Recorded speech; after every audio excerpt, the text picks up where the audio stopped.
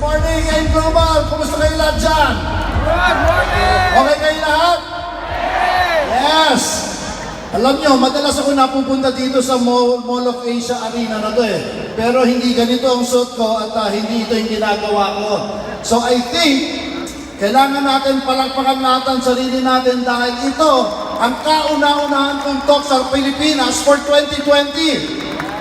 And I hope magandang pangbuena mano itong AIM Global.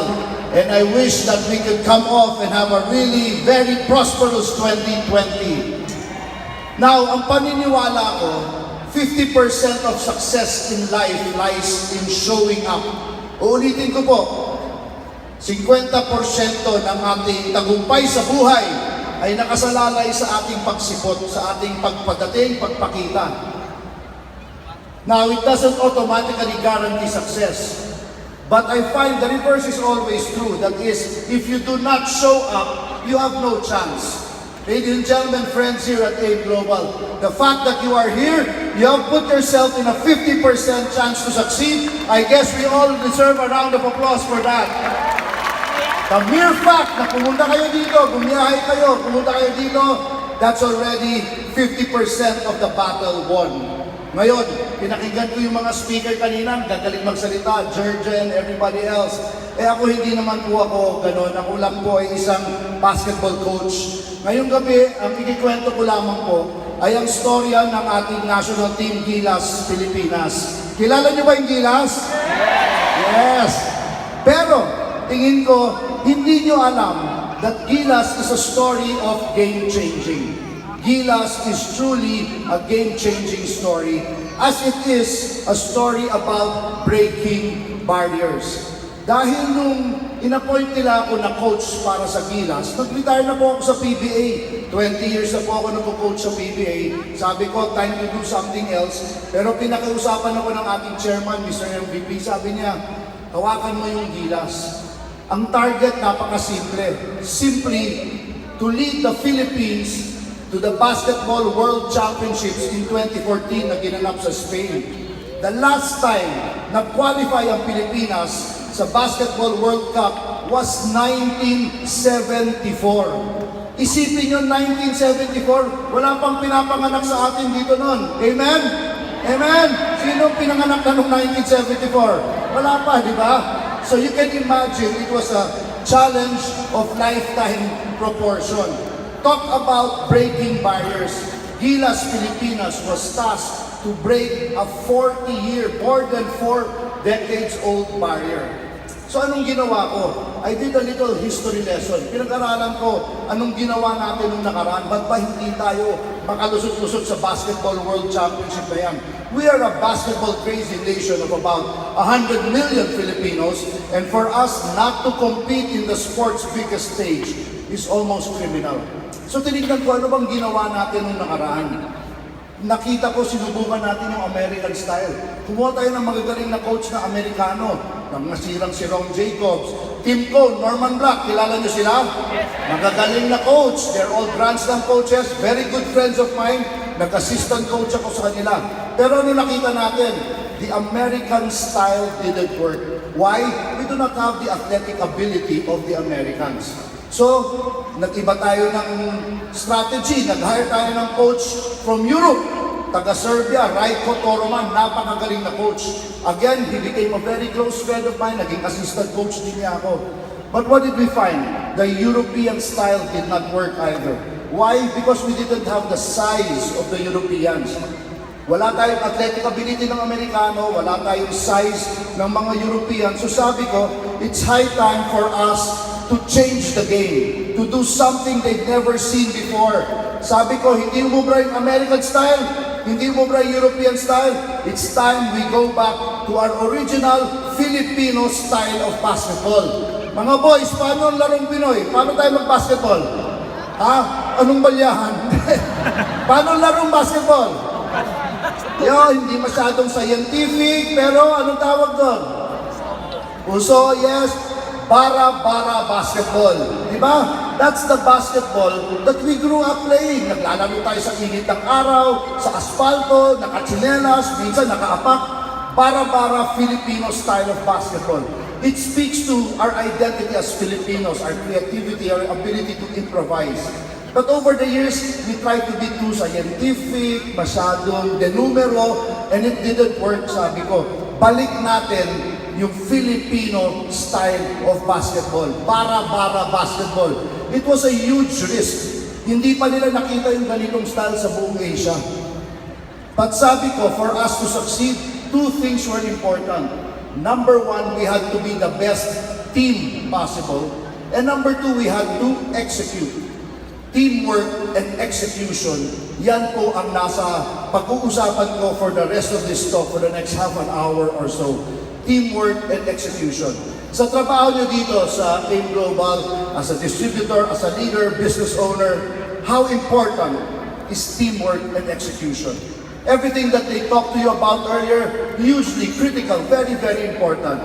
It's about how to be best, to be the best you can be. But now it's time to think about, to be able to break barriers, to be able to effect real change, we have to be able to transform that individual greatness and that individual leadership to team greatness, from me to we. That is the story of Gilas. So pinag-isipan ko, sabi ko, wala tayong magagawa sa height ng kalaban. Wala naman tayong mga 7-footer ng China, ng Iran, di ba? Tayo mga Pilipino, tayo pinaka-cute sa Asia, di ba? Hindi, wala na tayong magagawa dyan. Pero yung teamwork natin, our working together habits, our collaboration, our cooperation, that is completely within our hands. So kalabitin yung katabi mo, sabihin mo, team tayo. Yan, kalabitin yung sabihin nyo, team tayo. Sa trabaho ninyo, as a leader, as a business owner, how important is it to have a great team? And to do that, I'm going to share with you our Gilas team model. Sa pagpapractice namin, sa ensayo namin, we created our own team model, the Gilas team model. It is built on trust, effort, accountability, motivation. I like working with models because madali ituro. So mamayang gabi, pag uwi nyo, may makausap kayo bukas, magkwentuhan kayo, may training kayo, sasabihin nyo, napakadali, yung ibig pala sabihin ng team ni Coach CHOT REYES, yung Gilas team pala ay trust, effort, accountability, motivation. So eto na, pinili ko na yung team ko, nag-ensayo kami, nabigyan kami ng isang buwang practice.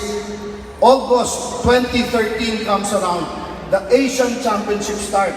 Dito mismo sa Mall of Asia Arena, this was the historic venue.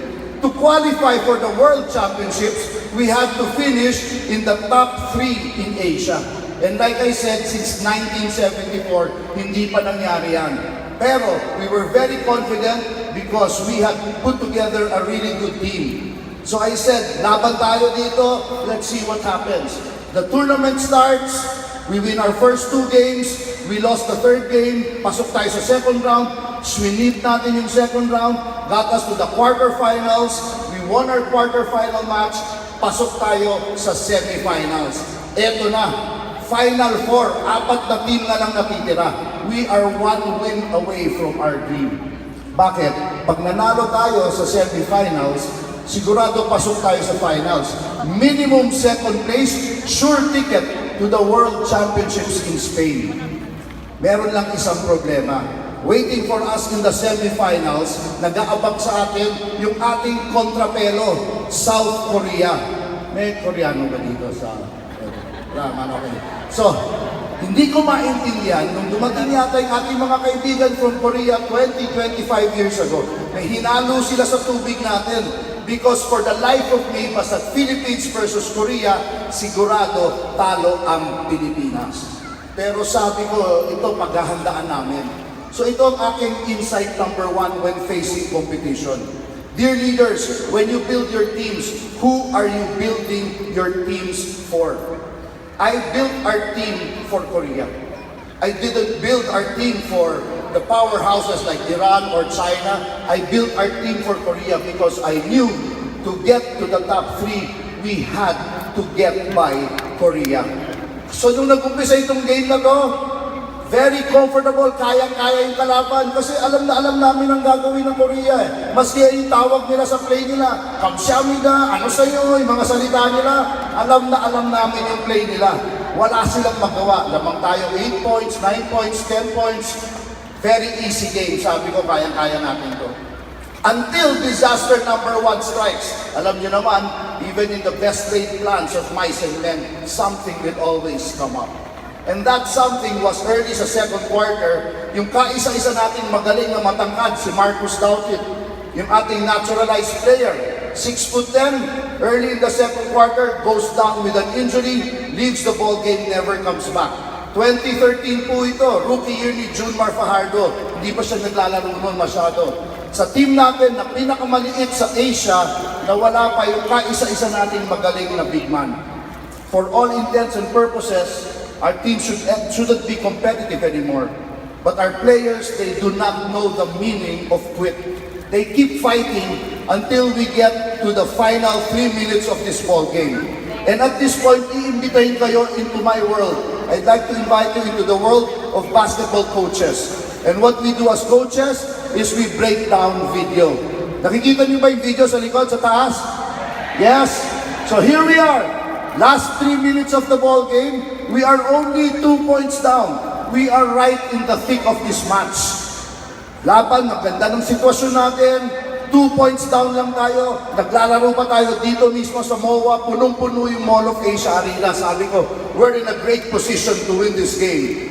Except disaster number 2 strikes. Kilala niyo yan? Sino yan? Jason Castro. Simply our best player in this game. At this point, he already had 18 points. So, hindi siya ma-stop ng Korea maski anong gawin nila. So, anong ginawa ng kalaban? Ayun, binigyan ng konting balya dito sa bibig. Wak-wak yung buong labi niya. His lower lip completely split open. Di natin makita masyado yung tuwalya. It's drenched with his blood. So, think about this for a minute. In the biggest game of our lives, we have lost our 2 best players. We've lost Marcus Doughtit, our best big man, and now we've lost Jason Castro, our best scorer. Think about your own business teams, your own organizations here within AIM Global, dear leaders. You're about to complete a huge project. You're about to finish an important endeavor. What if in the home stretch you lose your 2 best people? Paano po pag nawala sa inyo ang dalawang pinaka-importanting tao ninyo sa inyong organisasyon? Do you have that team around them to still get the job done? That's the question facing our national team. In the biggest game of our lives, we've lost our 2 best players. Do we have the team around them to still get the job done? That's the question we will answer in this next 3 minutes. Well, we need some shooters now on the floor. Just over 3 minutes remaining. Dalawa lang ang kailangan ng habulin dito ng Gilas. Jimmy stopped on his tracks. Game over, back to Alabag. Sinabi ko po, para tayo manalo, kailangan teamwork and execution. Instead of talking to you about execution, I will show you execution. Para nyo maintindihan, kailangan explain ko ang aming game plan, offensive game plan. Wala po kaming mga play 1, play 2, play 56.7 para mga ibang team. Bara-bara basketball tayo, wala kaming play-play. Meron lang tayong offensive rules. On offense, our offensive rule, do not attack Korea's best defender. Ito po ang pinakamagaling magbantay. That's Korea's best defender, number 6. Ito po ang kanilang pinakamagaling magbantay. Ito talaga, pag nagdepensa to, daig asawa ko eh. Wala kang kalusot-lusot. Can relate ba tayo mga boys? So, Korea's best defender, binabantayan si Larry Fonasher, our best 3-point shooter.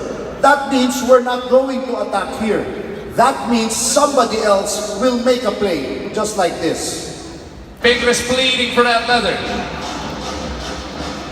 Jimmy launches it. Bang!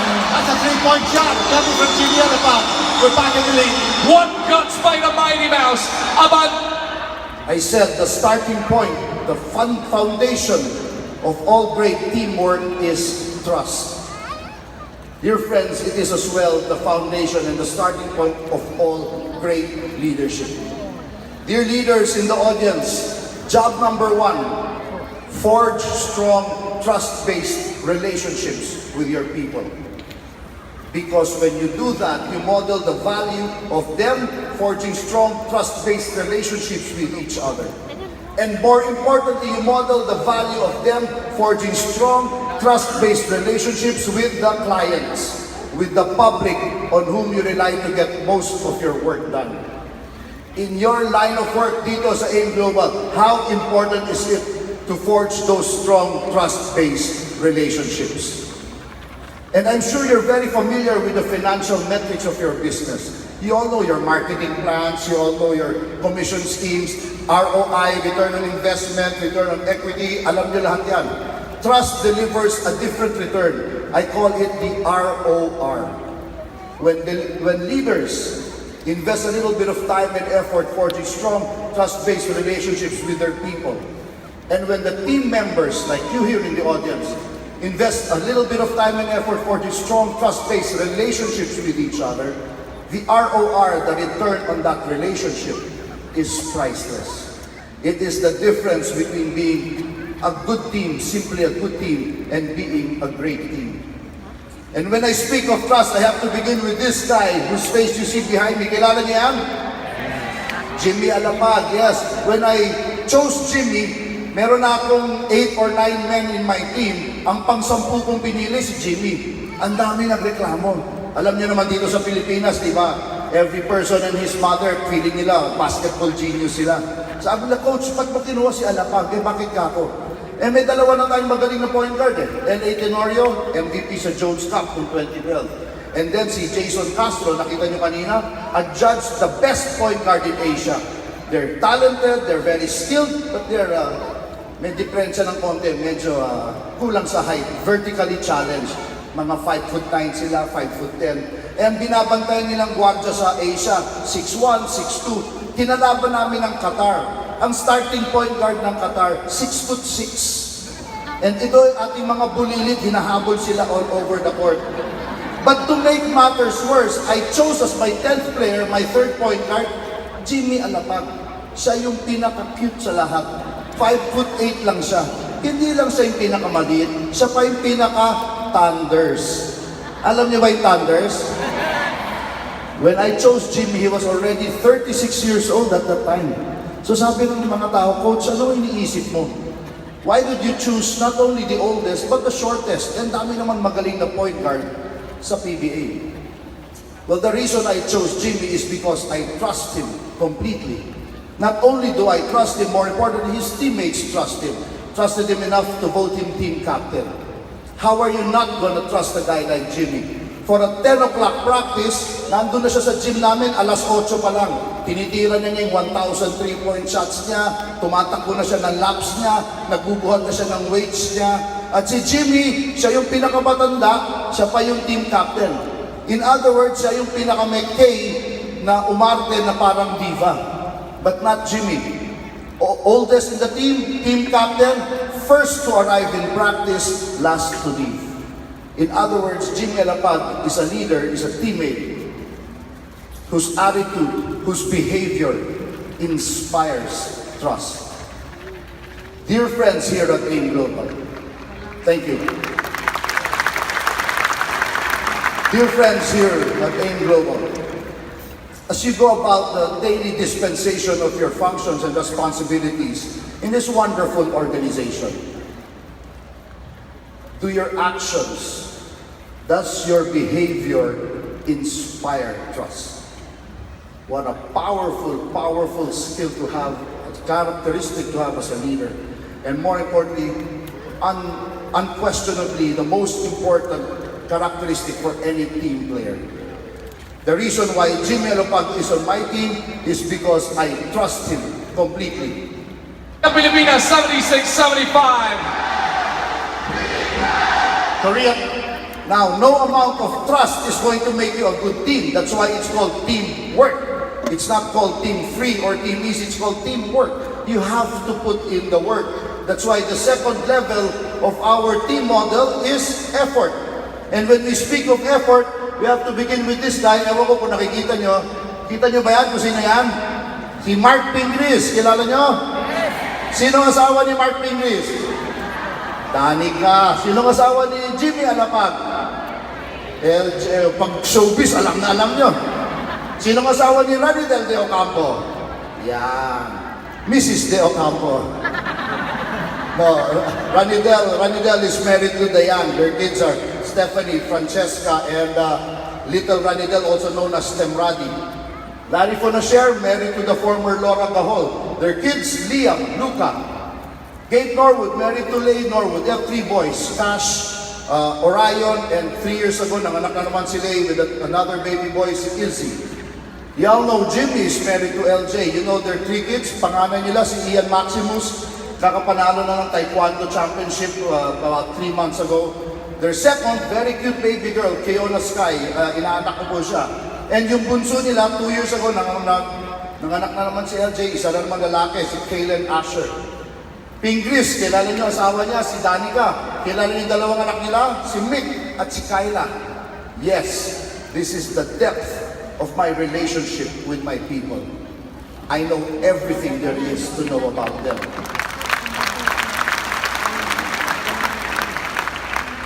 I know the name of their wives, their kids, their parents.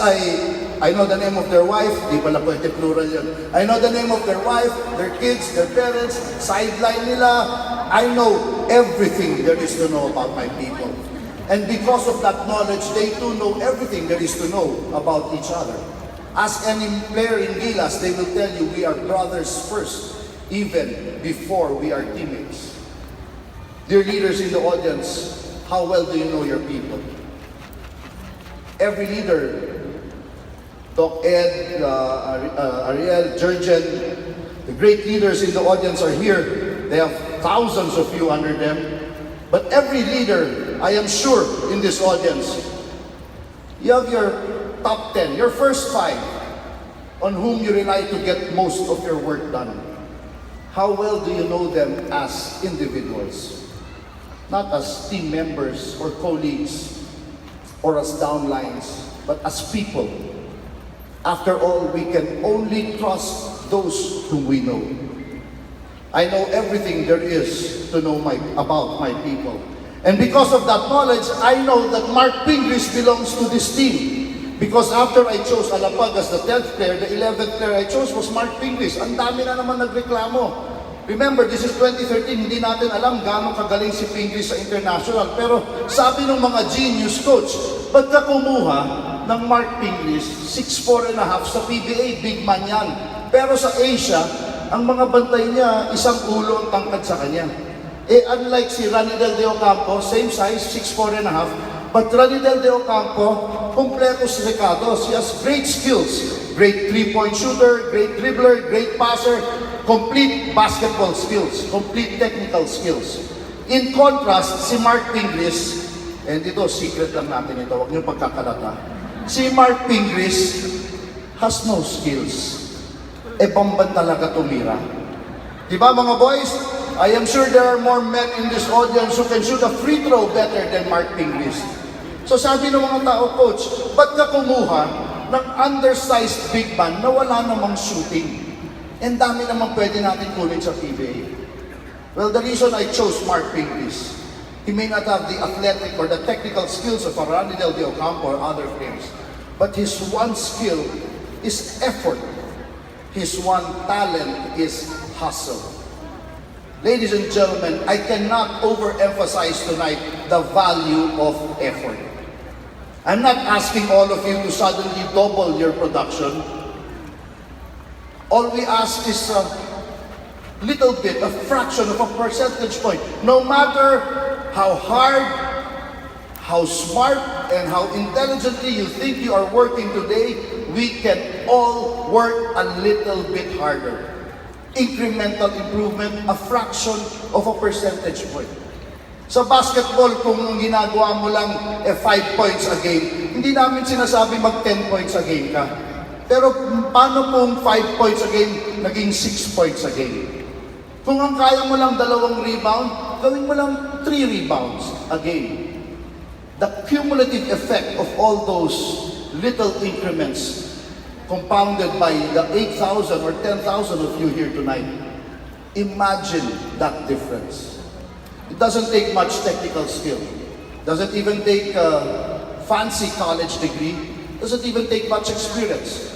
All it takes is good old-fashioned hustle. The reason Mark Pingris is on our team is because he is our poster boy for hustle. And speaking of hustle and effort, I have now to explain our defensive game plan. Kanina sinabi ko, offensive game plan. Ngayon, defensive game plan. Two components in our defensive game plan. Number one, nakita nyo to si number 4? Number one component in our defensive game plan, wag nang pahawakin ng bola to. Don't let their best scorer shoot. At this point, number 4 already had 26 points. Ito talaga, ginawa na namin lahat, pinatid na namin, tinadyakan na namin, siniko na tumatayo pa eh. So defensive game plan, huwag nang pahawakin ng bola yan. Second component of a defensive game plan, you see that arc, the 3-point line? Korea wants to shoot the 3. They will kill you with their 3-point shooting. So two components sa defensive game plan namin. Number 1, huwag pasutin yung pinakamagaling na player. Pangalawa, huwag magbigay ng 3-point shot. Let's see if we're able to execute. Looking to get the ball in the post. Yang on the move. Gets it to the wing. Taisol gets those 2 points. Korea scores 2 points. They go back up by 1. But I'm a happy coach. I feel my team is executing. Why? What did I say? What's our defensive game plan? Unang-una, huwag pasutin yung best player nila. Second, no 3-point shot. We just gave a 2-point shot from another player aside from their best. That's why I'm happy my team is executing. Insight number 2 when facing competition. Understand this. We cannot take away everything the other team is trying to do. We cannot stop all their moves. But the key is to figure out what we can give up that we can live with. Hindi po natin kaya hintuin lahat ng gustong gawin ng ating kalaban. Pero kailangan po alam natin anong pwede natin ibigay na hindi natin ikamamatay. If there is one thing that you take away from today, from this entire day of training, what are the 1 or 2 things that are most important to you here at AIM Global? Ano po yung isa o dalawa napaka-importanting bagay na kailangan pangalagaan nyo ng inyong buhay that you've absolutely got to be the best at? I hope everyone in the audience, I hope lahat po kayo alam nyo sa organisasyon to, ano ang pinaka-importante isa o dalawang bagay. Everything else we can live with. But the 1 or 2 things that are most important for AIM Global, we have to guard that with our lives. We have to be the best at that. We were willing to give a 2-point shot from another player aside from Korea's best. That's why I'm happy my team is executing. You gotta be careful. You don't want a technical foul at this stage. Norwood going to Ito na naman, Korea's best defender, si number 6 nandun, nakatutok kay Fonacer. Ranidel De Ocampo recognizes the situation. 6'4 and a half, binabantayan ng 6'9 and a half. Kung mas malakit ka sa nagbabantay sa iyo, saan mo dadaanin ang laban? Sa bilis, of course, speed. If you're smaller, you better be faster. Ladies and gentlemen, if you are smaller and you are slower, get the hell out of business. Kung mas maliit na kayo, mas mabagal pa kayo, pass your paper na tayo. Umuwi na kayo. But I do not imagine size is the problem of this organization. Look at you, you are definitely not the smallest. But the championship formula, the dominant position is how can you be the biggest yet the fastest. That's the championship dominant position. So ask yourselves the question, what's getting in the way? May mga ginagawa pa ba tayo na nakakabagal that's getting in the way of our speed? If you are the biggest yet the fastest, then you are invincible. That is really what's going to take you to the prosperity you are talking about. Ranidel De Ocampo recognizes the situation, takes advantage of his advantage. to De Ocampo. Ronidel looking to muscle his way through. You know, it's that burst of energy. Whichever team has more energy now, down the stretch, is going to win this. And the crowd has to be behind Gilas Pilipinas. They've got to get energy from the crowd. Talk to you about trust and effort. Let me speak to you a little bit about accountability. Ano ba sa Tagalog ang accountability? May pananagutan. Ownership. We are accountable. We are responsible for the things that our management or the people around us are expecting of us. Responsibility. How important is accountability is ownership in your line of work. You are the owners of your own business. You are the masters of your own fate. It is your responsibility, it is your accountability to go up, get up early, and do whatever it takes to make your business better. It is not management's job, it is your job. Individual, every single leader, every single person in this audience today, that's your accountability. Take ownership. Kayo dapat ang managot sa inyong kapalaran. Nobody else. It is yours. This is what is good. Ito po napakaganda sa inyong negosyo. That is what I love about this company, the organization. The success or failure lies completely in your hands. Nobody else's. Your number one accountability to the leaders in the audience. Your number one accountability to develop the next generation of AIM global leader. That's your accountability. To those who are not yet leaders, the individual contributors in the audience, your number one accountability is to ask yourself the question, what can I contribute to Team AIM Global?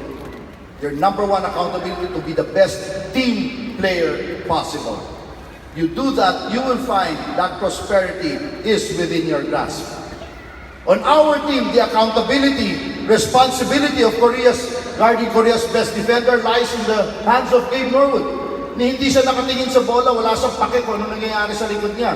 Ang trabaho ni Gabe Norwood, guard Korea's best player. Pag itong best player ng Korea pumunta sa comfort room, pupunta si Gabe Norwood sa comfort room. Because that's his job. Ladies and gentlemen, we all have our job. We all have our roles to play here at AIM Global.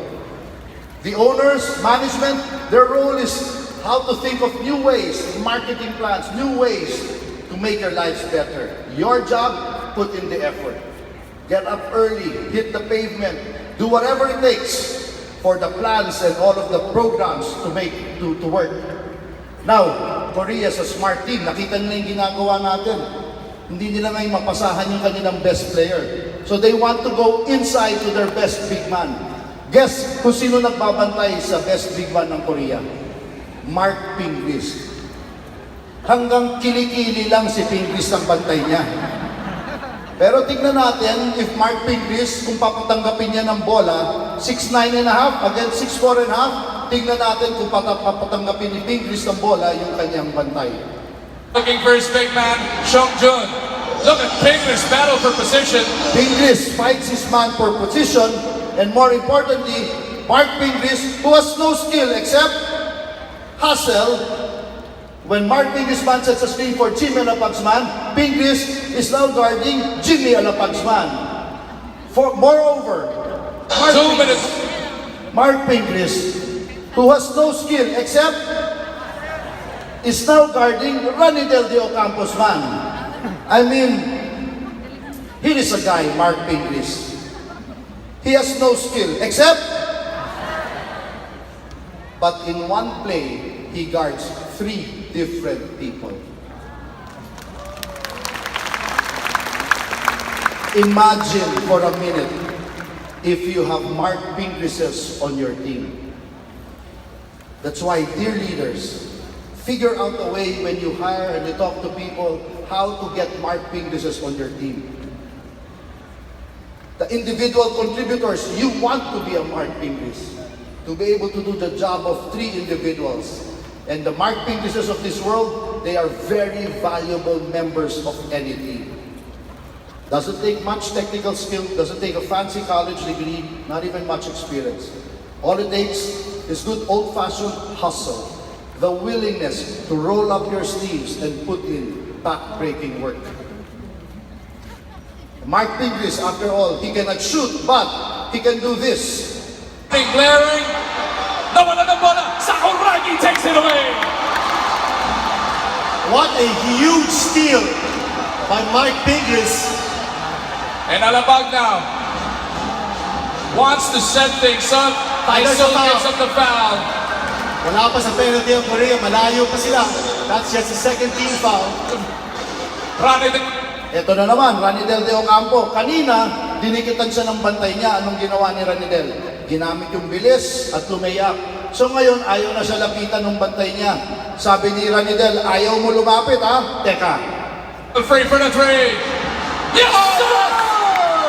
Big basket by Ranidel Ocampo. Now we've got another attribute that we associate to the letter A of our team model, aside from accountability, is adaptability. And that's why I'm very glad that Jurgen talked about it earlier on. Adaptability, agility, ladies and gentlemen. At no point in modern organization history is adaptability and agility as important as it is today. Dati po, pagalingan ng teknolohiya. Dati po, padamihan ng pera. Dati po, padamihan ng mga tao. Ngayon, para ka umunlad dito sa ating sinasabing digital age, kailangan po adaptable tayo. Kailangan mapag-angkop, kaya nating umangkop at kailangan maliksi tayo, agile, adaptability, agility. That's what's going to get you forward. That's what's going to show you and get you to the goals and achieve the dreams you want in life. That's the way towards prosperity. Because sabi nila dati, change is coming. And then sinabi nila, change is here. Ngayon, ang sinasabi nila, change is changing. And the only way you can thrive and cope with that change is by being very adaptable and being very agile. So dear friends, ask yourselves the question, what is my AQ? What is my agility quotient? Am I like Ranidel de Ocampo? Pwede sa loob, pwede sa labas. Or am I too one-dimensional? Iisa lang ang kaya natin. The times of the specialists, that's all becoming passé. We've got to be able to keep growing and add new skills, learn new skills, so that we can adapt and we can be agile. And that's how we grow in today's day and age. play the tough defense. We need a stop. Tyson against Alabag. They're calling out the elbow play. No unnecessary fouls. They go to big. Finally, Korea gets the ball in the hands of their best player. Ngayon si Ranil, si Dave Norwood, nagpapanik. Sabi niya, yari ako nito, mumurahin na naman ako ni coach ito. Dapat huwag niyang pahawakin ang bola yan, di ba? But let's see if Norwood allows his man to shoot. Oh, he's got 27 big points already. Yang now. Norwood forces his man to pass. And take a look at this guy. Look at his feet. Saan siya tumitira? 3 points. Ano sabi ko? Korea wants to shoot the 3. They will kill you with their 3-point shooting. But Larry Fonacer understands the game plan. He follows instructions. He executes. What does Larry Fonacer do? Is fouled before the attempt. But the Philippines is Larry Fonacer gives up a foul. Sabi ni Larry Fonacer, kunin mo na yung 2 points mo sa free throw line. Hindi ka titira ng 3. That, ladies and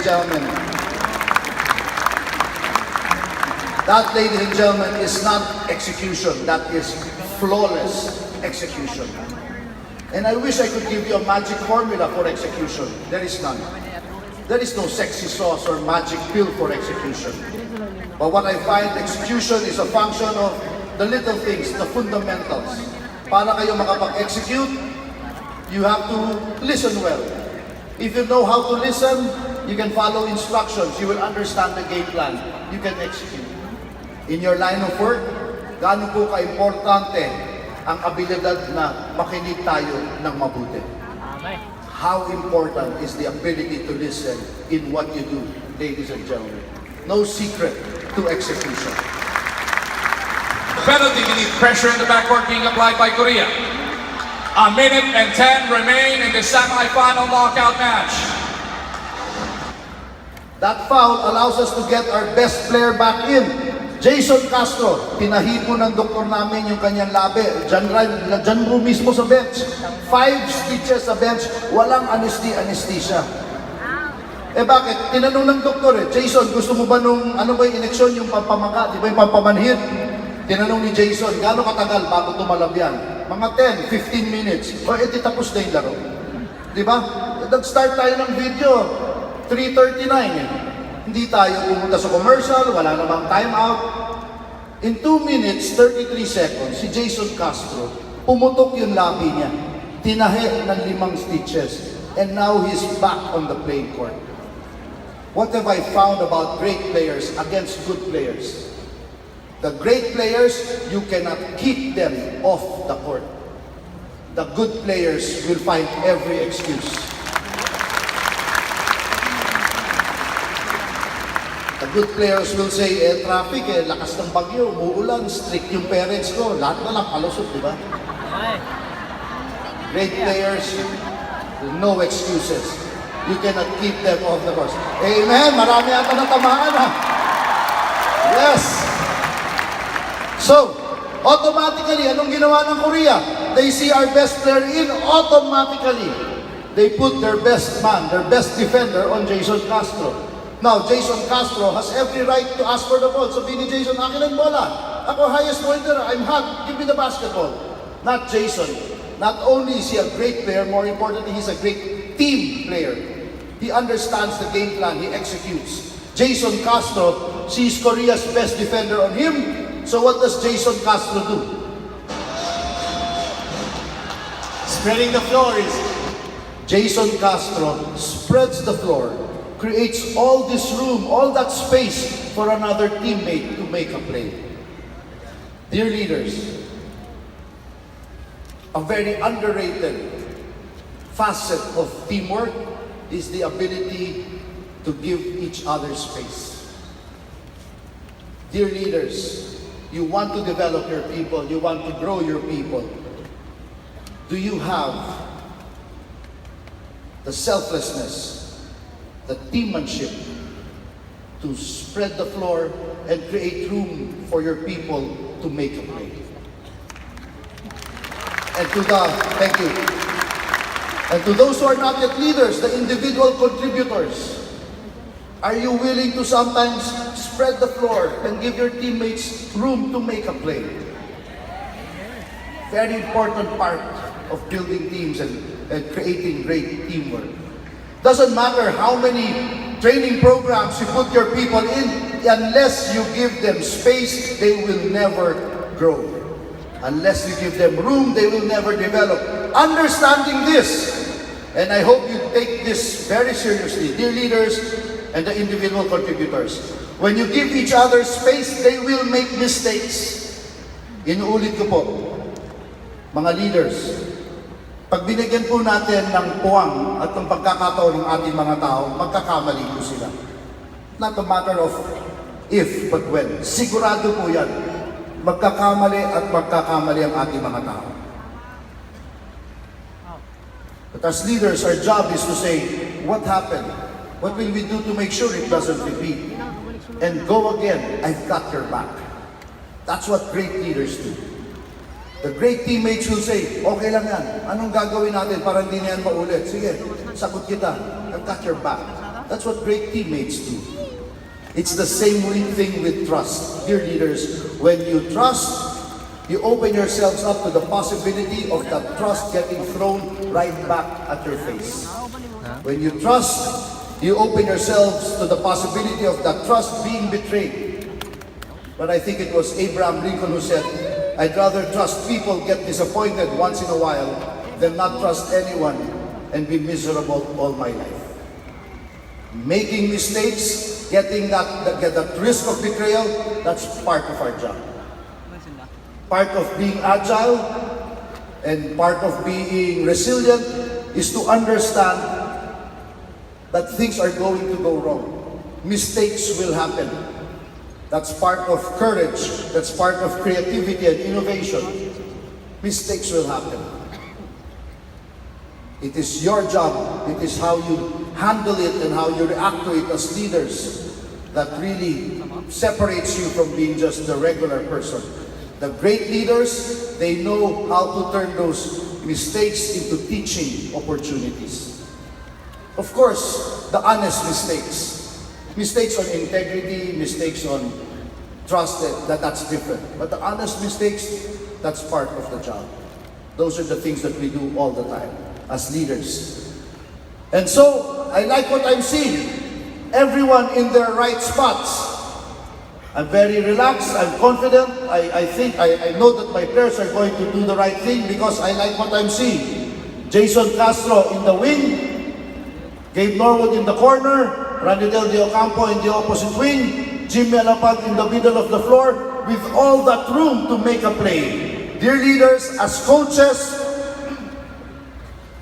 our job is not to shoot the ball.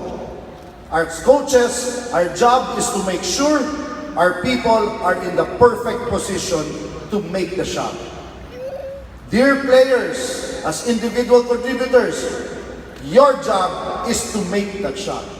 Your coaches will put you in the perfect position. Your job is to make that shot. That's why I'm happy everyone is in the right place. Except di ko alam anong ginagawa ni Mark Pinglis dito eh. Para naman kaya niyang ishoot pagpasahan siya ng bola dyan, right? Pero wala akong magawa, hindi ako makareklamo. Trust, di ba? Gusto niya tumayo dyan, di bahala siya sa buhay niya. I have complete trust and faith in my players. Mark Pinglis cannot shoot, but at the exact right moment, not too soon, not too late, he does this. Jimmy Alapag allowing space for him to penetrate and drive. Alapag has 6 seconds to work with. Ibangga na kalaban. Mark Pinglis sets a screen that allows Jimmy Alapag to do this. Jimmy launches it. Jimmy Alapag got it back. That's a 5-point lead. Now there's pressure. There's pressure in South Korea. They want the timeout. But it's not over. It's not over even with a 5-point lead. We've got to be able to hold our strength. Oldest guy on the floor, shortest guy on the floor. Timeout para dito sa Korea with only 50. Check this out. Hindi natin makita, kalahati lang ng katawan niya nakikita natin si Mark Pinglis eh. But what is Mark Pinglis doing here? The biggest hustle play in Philippine basketball history the past 40 years. And you know what? If I didn't point it out to you, you wouldn't even have noticed it, right? Kung hindi ko tinuro sa inyo, hindi niyo mamamalayan yan. Such is the value of the hustle play. That's why, dear leaders, our job is to validate and acknowledge the value of our hustle stat leaders. Yung ating hustle players, napakalaki po ng importansya at importante yan sa ating team. Only 54 seconds to go. This is the shot heard around Asia. Everybody celebrates Jimmy Alapag for making this shot. But let me ask you, as good a shooter as Jimmy Alapag is, could he have made that shot if Pinglis didn't screen, if Castro didn't spread the floor, if Norwood didn't play great defense? No! It doesn't matter how individually talented you are. Unless you are willing to subjugate your personal interest for the good of the team, you are worth very little. That's all it is, ladies and gentlemen. Forget everything you heard about team building and teamwork. This is what real teamwork is about. When members of the team are willing to sacrifice their personal interests for the good of the team. Knowing fully well that when the team wins, the benefits redound back to the individual. Leaders, this is what we should be talking to our people possibly on a daily basis. Keep acknowledging them for doing things that promote great teamwork. Sometimes it doesn't show up on the bottom line right away. But eventually, all those little things, all those behavior and actions put together, they mean a lot. Oh. Jimmy Alapag makes that shot. Korea calls a timeout. Buzzer sounds. Naalala ko dito, Mall of Asia Arena. Everyone is sabi nga, pag-ingay dito, nagkakagulo lahat ng mga tao, yung mga players, high five, fist bump. Everyone was very, very excited. And Jimmy Alapag, sinut niya yung bola, tumatakbo siya, narinig niya yung buzzer, then he stops and he looks. And I remember this look as if it were yesterday. Jimmy is looking at the bench. He's looking straight at his coach. And with that look, Jimmy is saying, "That's for you, coach. Thank you for your trust."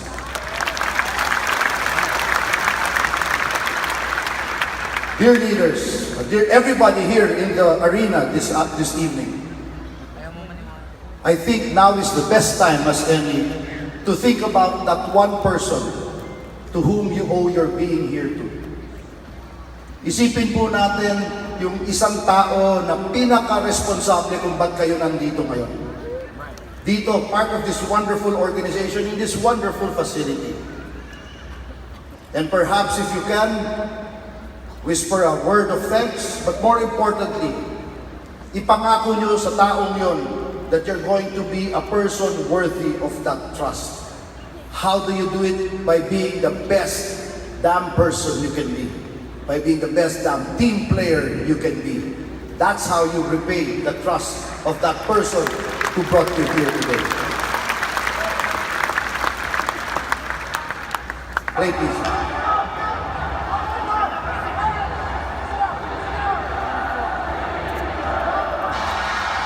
Now, we're up by 5 points. Korea calls a timeout. So now, kailangan natin dumipensa. Jimmy Alapag is one of our better defenders. So tinanggal namin siya, replace, sinab namin siya. Pinalitan siya ni LA Tenorio. And we see this in professional sports all the time. Di ba sasabihin ng superstar, "Coach, kakashoot ko lang ng 3 points, ba't mo ako linabas?" But not Jimmy. Sabi ko, he will do whatever it takes for the team to win. Pag nasa loob siya, kailangan natin ng shooter, si Jimmy yung shooter. Pag linabas natin siya, from shooter, Jimmy is now head cheerleader.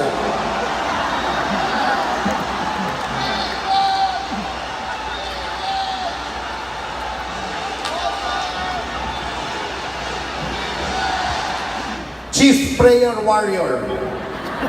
Whatever it takes for the team to win. Di ba mga leaders and teammates, sometimes kailangan natin mag-assist. Minsan kailangan natin mag-screen. Minsan kailangan natin magpasa. Madalas kailangan tayo ang head cheerleader. At mas madalas pa tayo ang spiritual leader. Whatever it takes for the team to win. That's why Jimmy is on my team. Kapit bisig, buong Pilipinas. Korea down by 5. 50 seconds to try and make it up. Gilas looking for a stop. Minggu, putataka ni Gabe Norwood. Ranidel, nauna si Ping. Andiyan din si LA and Gilas will waste away the time. Oh, what a big defensive effort on the part of Gabe Norwood. Yun ang sinasabi natin, kailangan natin ng isang tao to stop King Min-soo. And that had to be Gabe Norwood, the best defender. Now, check out our players. Championship point, walang nagsabi ko anong gagawin. Hindi kami tumawag ng play 1, play 2, 57 point. Wala kaming ganang play. Championship point, they get the ball in the hands of our best player, Jason Castro. Because Korea's best defender is here, guarding LA Tenorio. So anong ginawa ni LA Tenorio? Spread the floor, create all this room for another teammate to make a play. Ako, my job, head cheerleader. Because I like what I'm seeing. Everyone in their spots. Kanina si Castro to, ngayon si Tenorio yan. Kanina si Norwood yan, ngayon si De Ocampo yan. Earlier this was De Ocampo, now that's Norwood. Before, the ball was with Jimmy Alapag in the middle of the floor, and now it's with Jason Castro in the middle of the floor with all that room to make a play. That's a team, ladies and gentlemen. Pagbali-balik na rin mo man sila ng posisyon, alam nila ang gagawin. That is what drives flawless execution. When each individual member knows his or her role, and more important, they know how their role plays in the entire big picture. That's what drives great execution. Pagbalik-balik na rin mo man sila ng posisyon, alam nila ang gagawin. That's why I'm happy, I like what I'm seeing. Everyone on their spots. Uy, pati pala si Pinglis nandyan. Montik lang mawala sa eksena. Nagtatago sa bola baka mapasahan pa siya. Tingnan mo nga anong ginawa ni Jason Castro dito. On the Philippine team, Eh, pinapaalis nga ni Jason, ay, tumabi ka nga dyan. Nakaharang ka dyan eh. Remember, Pingris cannot shoot, but he can do this. 26 seconds away para maburo na ang bangungot ng Korea. Castro, Pingris leads it up! Offensive rebound. And the Philippines is up Ang by 7. masipag, pinagpapala. Could be the Philippines winning this game. Yang for three, no! That's it. Pingris with a rebound! Gonna win this. And the curse of Korea is about to be broken here inside the MOA Arena. The Philippines is in the finals of the FIBA Asian Championships. What a victory! Gilas, Pilipinas books a ticket to Spain next year. Nasa finals po tayo bukas kontra Iran. What a performance by Gilas. Kalahati ng ball game ni hindi na nakalaro si Marcus Dalton. Pero yung mga bata natin kinito, puso, lahat iniwan, buwis buhay type of basketball ang ginamit team. Thank you. Hindi ko naman sinasabing magbuwis buhay kayo para sa AIM Global. But I'm sure gets nyo lahat ng sinabi ko. In the end, the Gilas story was an actual case study in game changing. An ability to change, we changed the game completely. Huge risk, we changed the game, but with teamwork and execution, we made it happen. We made that breakthrough happen. A 40-year barrier since 1974. This win got us to the World Championships in 2014 for the first time since 1974. In the end, the Gilas story is very simple. Here is a group of men, they trust each other. They put in backbreaking effort, and they are accountable to deliver the oftentimes unfair expectations put on their shoulders. And finally, we cannot end without talking a little bit about motivation. Tinatanong palagi sa akin ng mga tao, Coach, ano bang sikreto ng Gilas? Bakit buwis buhay basketball? Bakit ang hirap nila talunin? Ang hindi nila alam, ang mga player po ng Gilas, wala po yan sweldo. Uulitin ko po, wala pong sweldo para maglaro sa national team. Our players, they play 10, 11 months out of the year in the PBA. In the off-season, they give up their vacation, their time with their family, their rest, because in the off-season, they spend training with Gilas for no additional compensation, except the opportunity to wear Pilipinas across their chest. That's real motivation.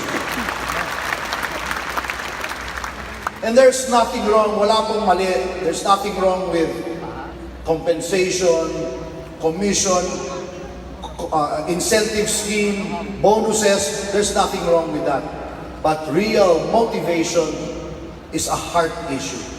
It is what is inside our heart. Kaya ang tatanungin ko po sa inyo lahat ngayong gabi, what is inside your heart? What drives you to make the effort to be here, to do what you're doing? Get in touch with that. What is that one thing that drives you? Get in touch of your real motivation that's in your heart, your intrinsic motivation. Get in touch with it, nurture it, patibayin nyo, palaguin nyo, because that's what's going to allow you to really break beyond limits and break beyond barriers. The special people, the high achievers, they have a very real sense of motivation. Kami sa Gilas, our motivation is very simple. We will fight till we cannot fight anymore for our country with all our hearts. Laban, Pilipinas, puso. Yan po ang ibig sabihin ng puso. Yan po ang nasa sa loob ng aming puso. Dear leaders, dear friends here at AIM Global, ano ang nasa sa loob ng inyong puso ngayong gabi? Allow me to end with the final video that traces where all that puso talk comes from.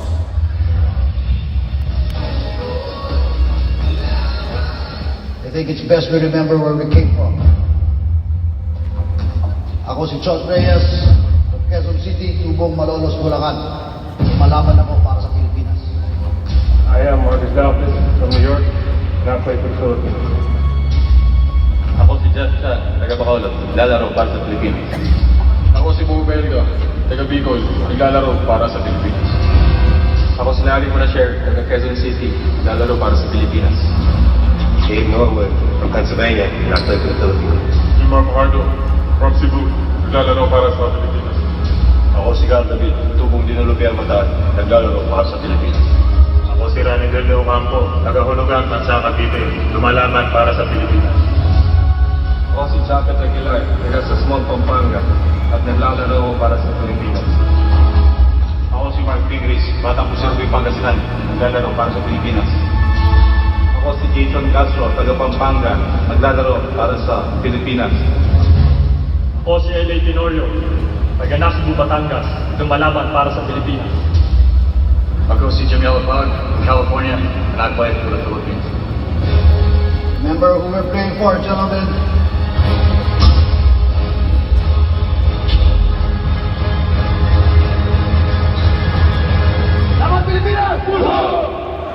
Let's all stand up, please. Pwede ba tayo tumayo? Please, aim global. Can we do a Gilas Pilipinas?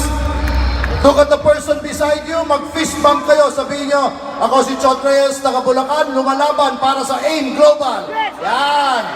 Katabi nyo, sa likod nyo. Yes.